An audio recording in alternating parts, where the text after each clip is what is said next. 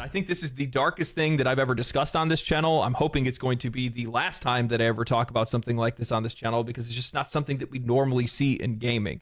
Recently, a video was posted by People Make Games, a YouTube channel, and in it was an expose, an investigation into a Southeast Asian video game developer that many high-profile names in gaming have been using to outsource some of their work to, and come to find out, that studio is essentially a cult. That's just the best way to describe it. Developers that have their entire lives controlled, living within the studio, controlling when they eat, when they sleep, when they drink water, what they eat, what they dress. So like an anime animation studio. Like ostracizing them from their families. Emotional and physical trauma that is just unheard of, especially in an industry like this, because it's just not where we normally see this kind of thing. And for some odd reason, this is the reason why I'm making the video in the first place, is that games media just doesn't want to discuss it. Legacy media just has no interest in tackling this topic, and all they want to do is talk about, well, Ubisoft's response. That's the only thing that I've seen from all of them, which leads me to believe that this is something that the industry itself doesn't want us talking about. Now, beyond that, what I want to do is not only share the story that was shared through People Make Games, but I also want to talk about how I think this is a broader issue that we've seen across the industry, where we have these multi-billion-dollar companies that have all the resources in the world to be able to make some of the greatest games possible, yet they're using their money to pay. Okay, I'm gonna do a prediction. Let me guess. So it's gonna be, since this is a video about Ubisoft, it's gonna be find out that Ubisoft hired that company that operates like a cult. Is that what it is?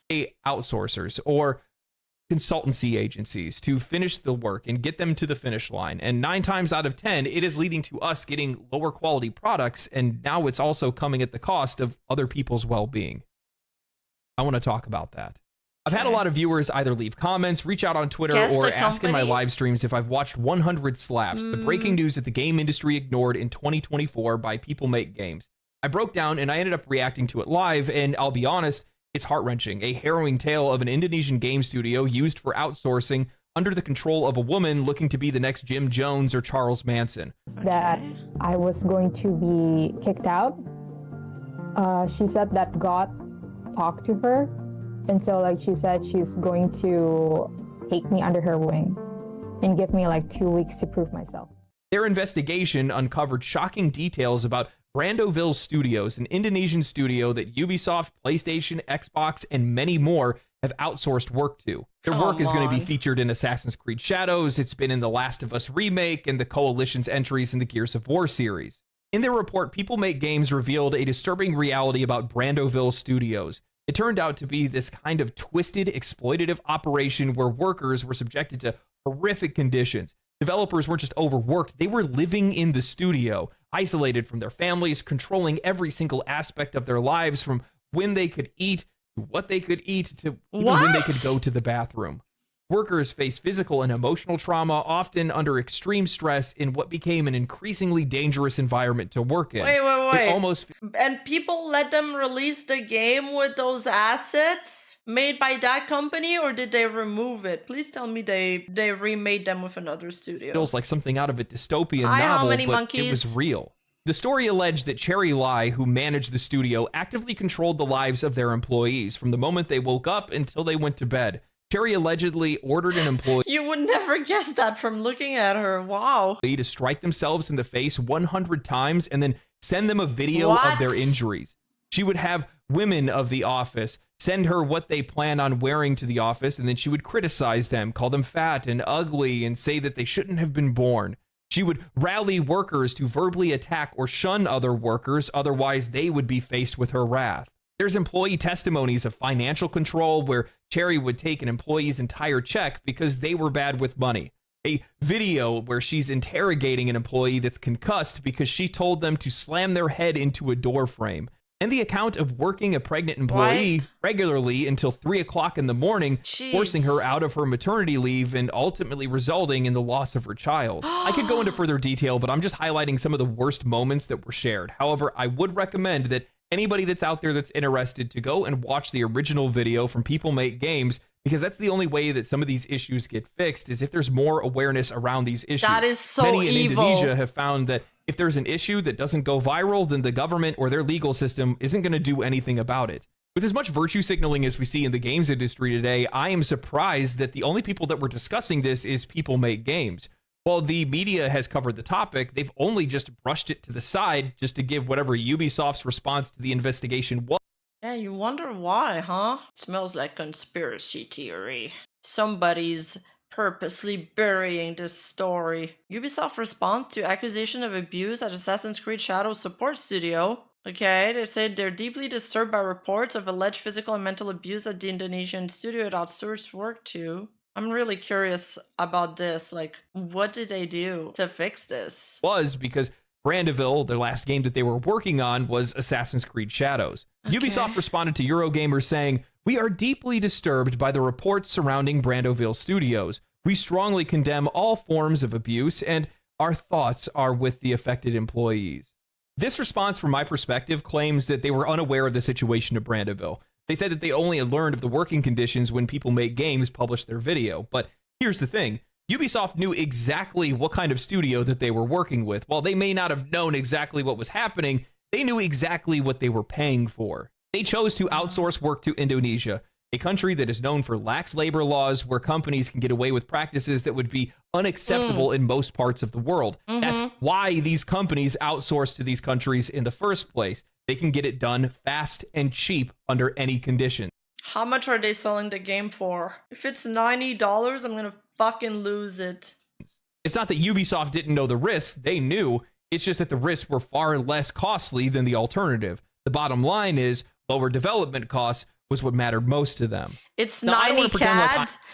Yo!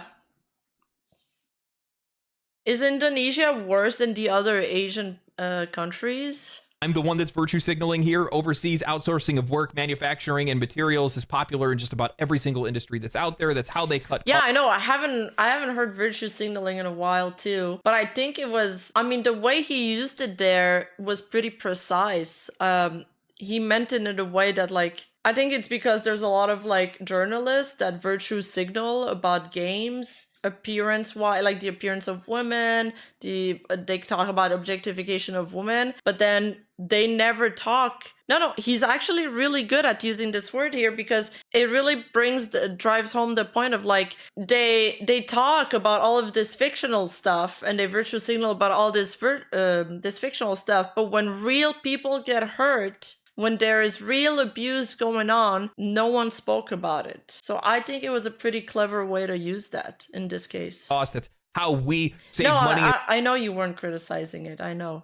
It just made me think about it more. In the end, and we end up getting cheaper products. But if Ubisoft at their way games would be $100 minimum, you are not wrong. That's so funny. I want to relish in this moment for just a second because it's incredible how Ubisoft, in the face of criticism over forced diversity in Assassin's Creed Shadows, attempted to position themselves as champions of moral integrity and democratic values. In one of my last videos, I covered an interview where Mark Alexis Cote, the Assassin's Creed boss, referenced how democracies die, suggesting that developers must stand up for their values and not remain silent in the face of threats to their vision, otherwise democracy will crumble. His Okay, well, that comment didn't age well at all. That's crazy, dude. I don't even know why they have to LARP about these things. Just make a good fucking game. I don't know why they always try to bring like these external factors in, like politics and values, especially when it's fake. And then they get caught lying. They really get caught with their hands directly in the cookie jar. Rhetoric painted himself. Yeah, I guess this is a trend with companies, and like they all do that. And his developers as freedom fighters, self-censoring to avoid backlash and risking. Wait, hold up. It's a single player game with a battle pass? What? It's a single player game with a battle pass? Okay, well, I hope nobody's buying this battle pass. I mean, if you buy the battle pass at this point, you're just an idiot. Everything to preserve their ideals. Yet that high-minded talk is utterly undermined when you take a closer look at Ubisoft's actual actions. Instead of standing firm in their purported values, the company is outsourcing labor to Southeast Asia where workers endure exploitative conditions, all to cut costs and maximize profits. There They you are go. knowingly They're just this is hypocrisy. taking advantage of countries with lax labor laws. A game company actually making games and only focusing on gaming. Yeah, I'm asking for too much in this day and age. You're right. Where they can pay workers less, offer fewer protections, and sidestep ethical responsibility that they seem to claim to hold so dear to their hearts. This stark contrast exposes just how performative Ubisoft's grandstanding truly is. While Kote can speak passionately about the importance of standing up for his democratic values and not giving away their freedom, Ubisoft's behavior reveals a blatant disregard for the very principles that they apparently want to uphold. Well, they're not giving up their freedom, but this Taiwanese people, they're giving up these Taiwanese people's freedom, actually. By exploiting cheap labor in countries with questionable working conditions, they directly benefit from a system that harms vulnerable workers. Their commitment to diversity and inclusivity is a narrative that is completely at odds with their business practices, revealing that their values aren't nearly as virtuous as they'd like us to believe. Now, what's really frustrating for me is how this issue has basically been completely ignored by... when people like package like shit for you in like a really nice packaging, it doesn't really make the content better. It's still shit. They just like embellish it with a bunch of words that are supposed to sound nice. By legacy media. The report from People Make Games is one of the most shocking exposés in the last year, and yet it hasn't had any widespread attention whatsoever. It's been buried, overlooked, or at best, given a few paragraphs in a scattered news cycle around what Ubisoft's response is. Well, what's your response to it? And why is this? Well, the simple truth is the fact that they just don't really like addressing these kind of stories head on because it doesn't really fit into the narrative of gaming that they want to promote. It's easier to focus on the glitz and glamour of AAA titles and the hypes around new releases, but outside of that, they don't really want to talk about the things that are really going on in the industry. Why is it always with the AAA games that there's drama? Is with as much coverage as we've seen from industry layoffs, how are overseas workers not a part of your narrative? It must be hard for them, hard to confront the reality of exploitation in the industry, especially when a major publisher like Ubisoft is involved. Here again, we are with this sort of complicity between big media outlets and major gaming publishers. The media benefits from positive coverage and early access reviews, and the publishers benefit from the media's largely uncritical support. If the media was really interested in protecting the interests of consumers and the employees, really defending these people, then they would be holding these companies accountable, but that's not what we're seeing. Instead, what we get to see is something that's becoming a much more common trend, which is them defending the industry and ignoring the parts that would actually make a difference. It's all performative empathy. That's all it's ever been. That's all it ever will be, because at the end of the day, their actions... honest. This is a systematic problem. If we value morality over everything else, us, ourselves won't be able to buy anything from anywhere. If we value morality over everything else, us ourselves won't be able to buy anything from anywhere. Well, I mean, I feel like there's been an overemphasis on morality, and I think we're not actually being true with ourselves when we say that we want all of our products to be moral. Like, sometimes you just want to buy a cheap Shein sweater because you don't have that much money. You don't fucking care how it's been made. And I guess, it's kind of like a feedback loop where you keep posturing, consumers keep posturing that they want their products to be highly moral, which in turns makes the company shift into that direction, which ends up into them lying. Personally, I think I'd rather people just be honest about things like that, but that also means that we need to stop like the over shaming of things we don't consider to be 100% moral. I mean, I understand that like business is supposed to be cutthroat. It's a eat shark world. But yeah, I think, I mean, it's marketing, I get it. But for me, it's kind of like they're just overly polishing a turd. And I still don't want their turds. It's a dog-eat-dog world. I think there's a genuine desire to be moral, it just doesn't always line up with reality. Yes. I think that might be more like where it's at. That's more feasible. Well, the thing is, we want to live in a free market. And I do like the free market. I like the free market format. I like that it gives opportunities to those that are willing to grab them. I think maybe at the very top, there should be a little more regulations. But aside from that, I think it's a pretty good system. But I feel like lately there's been an overemphasis on moral posturing that ends up coming at the detriment of the product. Does that make sense? And that's why it comes off particularly disingenuous when Ubisoft says that, but then they turn around and they're hiring slave labor. It would have felt even better if they didn't try to sell us their salad, if they were just upfront about it. Never line up with the words that they speak. They just want everybody to think that they're just so virtuous and righteous, but you're just a slug like the rest of us. You don't want everybody else to know that, but it's the truth. You know, Ubisoft, I'm going to give you guys a little bit of a secret. Don't tell anybody, okay? This is why your games suck. It's because you're fake people saying fake things, taking fake actions, when at the end of the day... But he said the exact same thing. It's just more clear when he speaks than when I speak. None of that stuff is actually lining up. Real Thank people you, Loudmouth. make real games. At least that's Hi, my Darius. perspective, or at least that's my experience Hi, in the this guy. past. Because the very generic nature of your being is then reflected onto the games that you're making, and that's why your games aren't very good.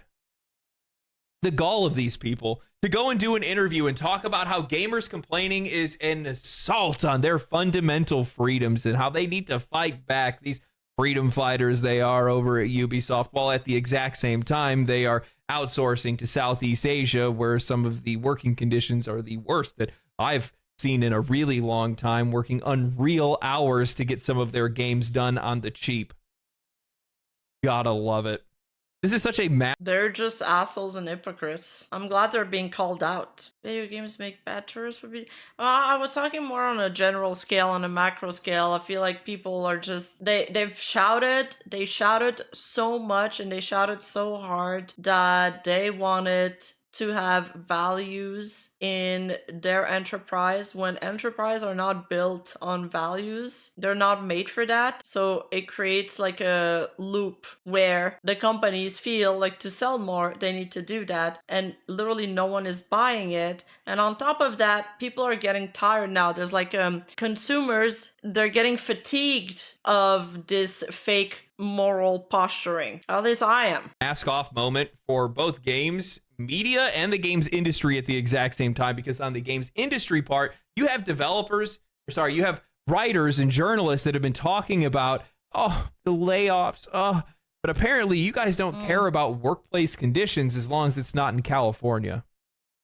Okay. And then on the industry side, the issue that I have, there's a lot of different issues that I have with this. So he's basically saying that the game journalists, they only care about workers' condition when it's like local, but they never talk about the other bad practices that are outsourced. But one of the things is that we have so many publishers and studios that have normalized outsourcing work to the point where they're not even really vetting any of these companies that they're working with in the first place. For sure. And as a result, we are getting lower quality products. Yeah. Because they are rushing and pushing and trying to get to release as quickly as they possibly can for as cheap as they possibly can. And we're the ones that are suffering as a result of that. And also the workers as well. And I actually think that this is something that is a leading cause as to why so many games have just felt bad. The process of game development is a massive, complex undertaking. At the heart of it lies the studio, where the talented team of designers, programmers, artists, and writers all... Well, that's the thing, is you get what you pay for. So if you're gonna outsource workers, you're gonna squeeze them dry, you're gonna get a soulless game. And games are made to make people feel emotions. Like, good products make you feel emotions. If no one in the like quote unquote assembly line understand what they're working towards, you're not gonna get a good game. And that comes with having skilled workers work on your game too. Come together to build a world, but as the... Oh, that's what happened to Concord. Concord wasn't done, so they dumped a lot of work to outsource devs. It all makes sense now. Yeah, yes, exactly. It's like Blizzard saying how diverse they are. A controversial thing happens and then they give an Overwatch character a gender identity or sexuality. Yeah, they use it as a band-aid for all of their actual issues. Scope of that project grows, so does the need for more hands on deck. Personally, I think this is one of the biggest issues thank that's you, plaguing RTD. AAA gaming right now, where studios just want to keep making games bigger and bigger because they think that's how they can add value to the game, where studios are overscoping their projects, bloating their games out, and putting themselves up against a wall, needing more developers to help them finish the game. Whether it's creating detailed environments, producing hundreds of character models, designing quests, writing narratives, or ensuring that the game runs smoothly across all platforms, there is simply not enough hours in a day for an in-house team to handle everything. Outsourcing has become a staple of modern game development. Large studios in particular often face immense pressure when it comes to meeting deadlines or staying within budget, all to appease shareholder interest. The dev of Project Villain made a video recently about how hiring more devs actually made him work because these dudes didn't optimize a single thing and made collision appear out of nowhere. No, that's totally true.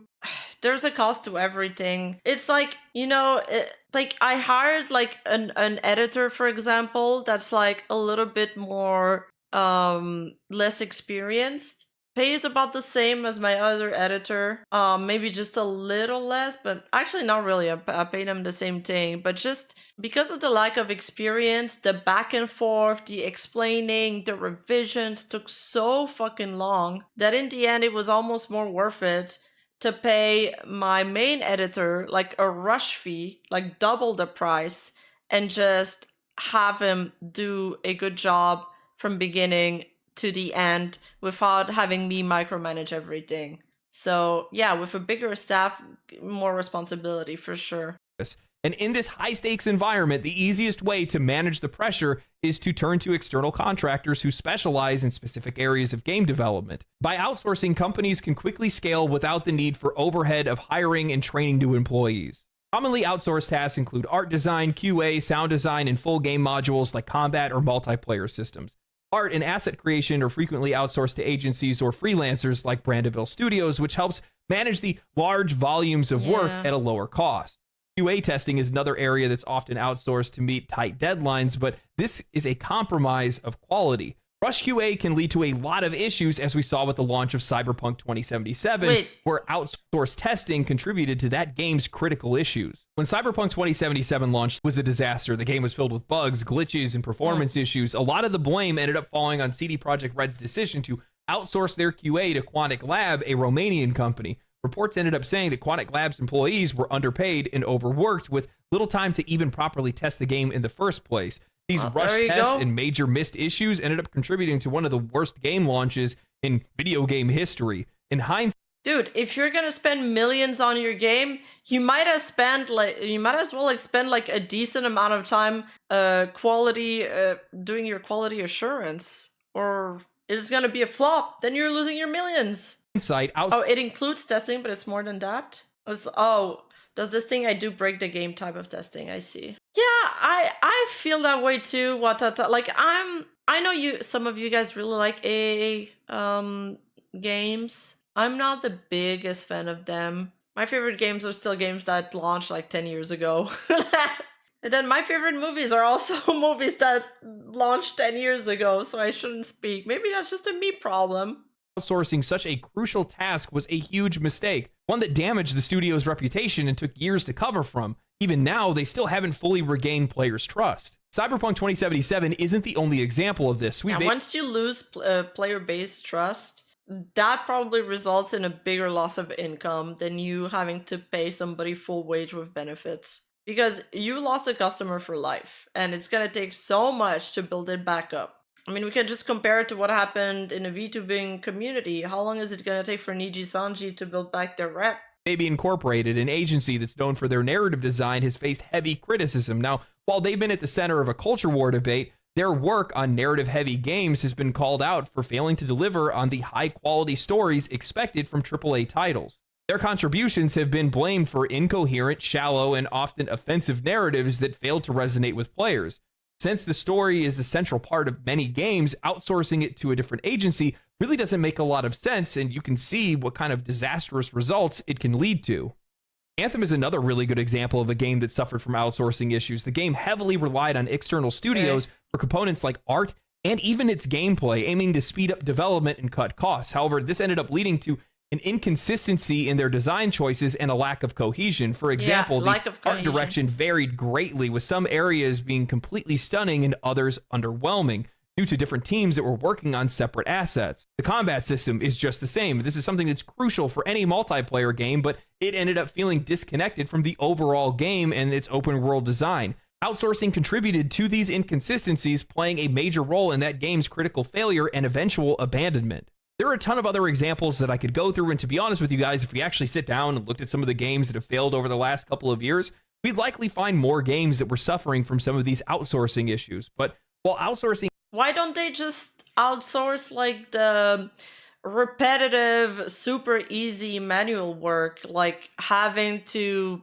apply this grade to every box here or something like that? I don't know if this is dumb to say this, because I don't know how games are made. can be... Ubisoft promotes DEI, meanwhile 3 of their employees are in court for sexual harassment.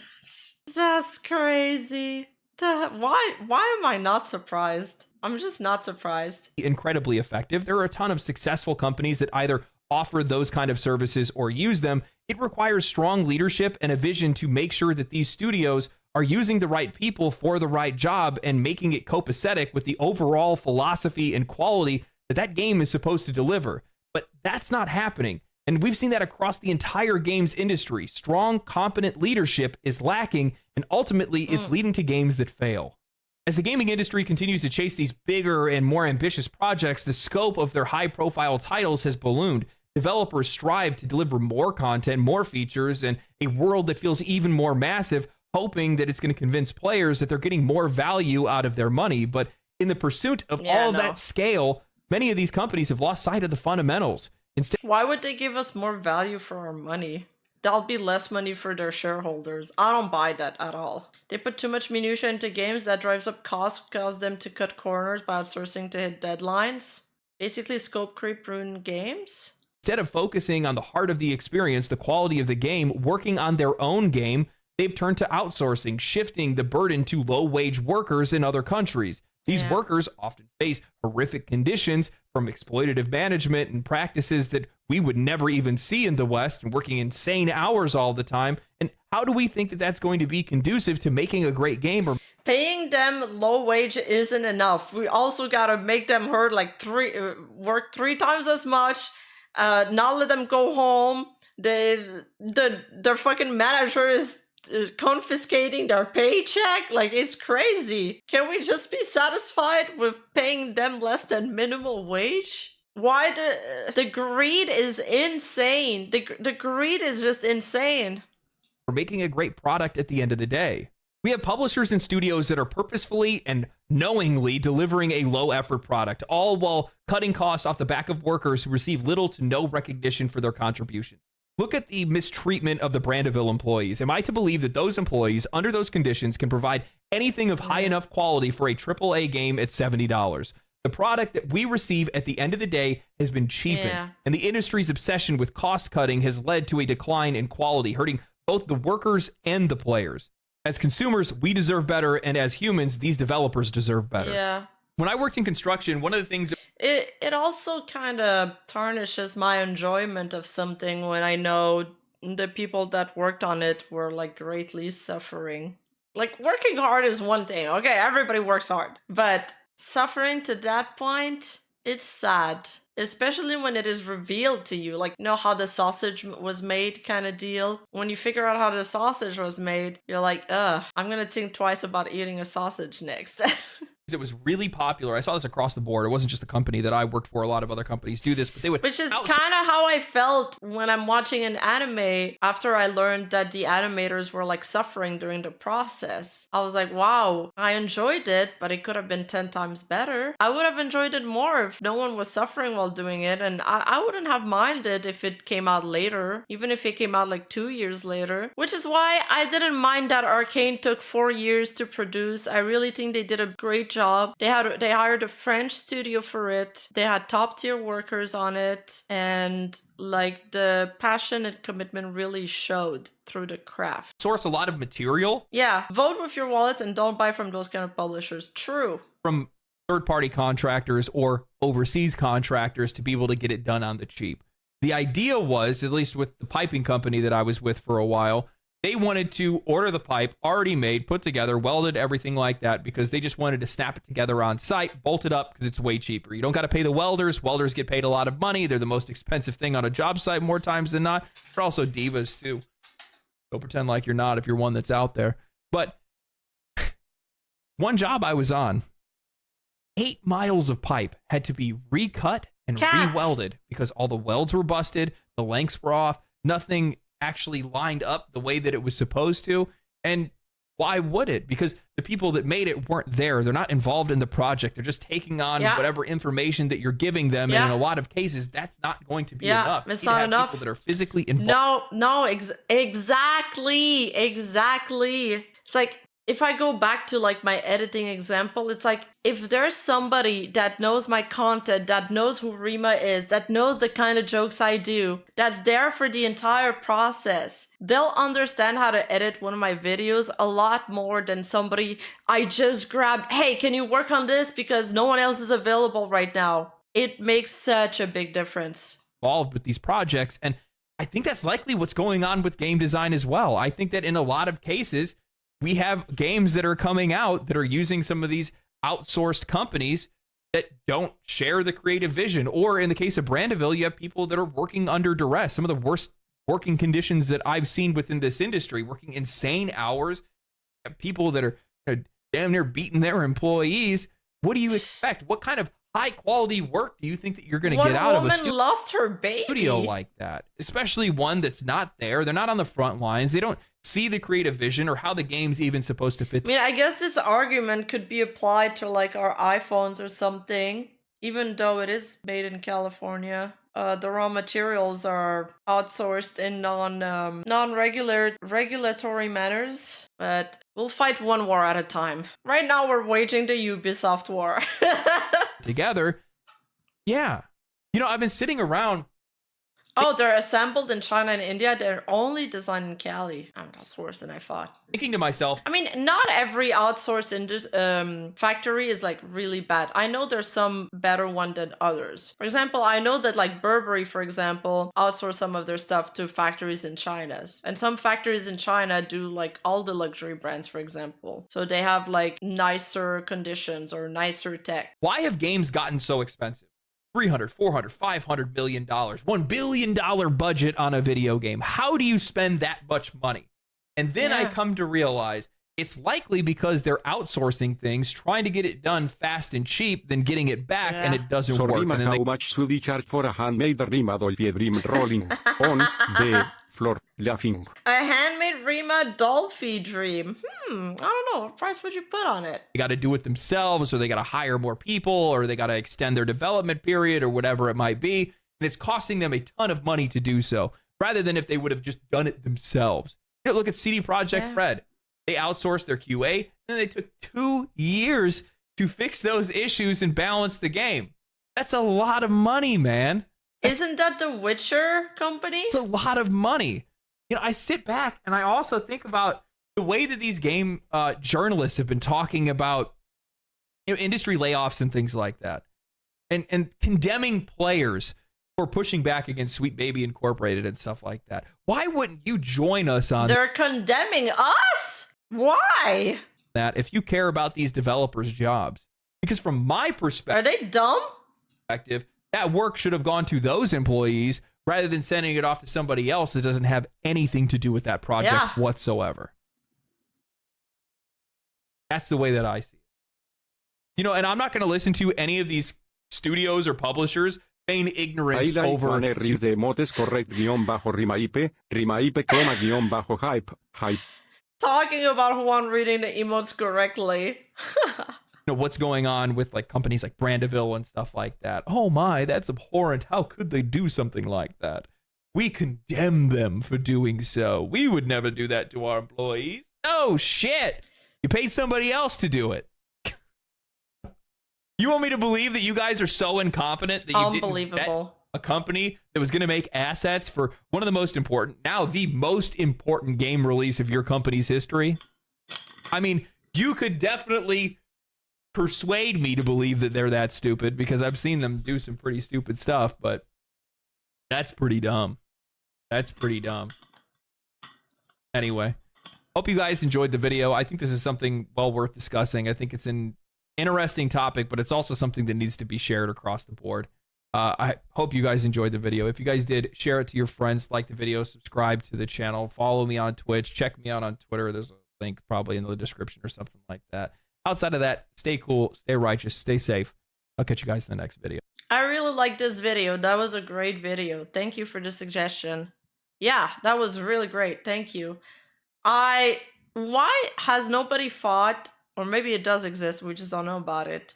What about like nobody has thought about doing like running a good game journalist blog, like actual run by gamers, people who play the games like 10 hours a day, real people that know how things work and give like honest reviews about every single game, with their reviews being like on point each time. Wouldn't they build like a good reputation over time and would drive traffic to there? Why is it that we don't have like a single one of them doing that?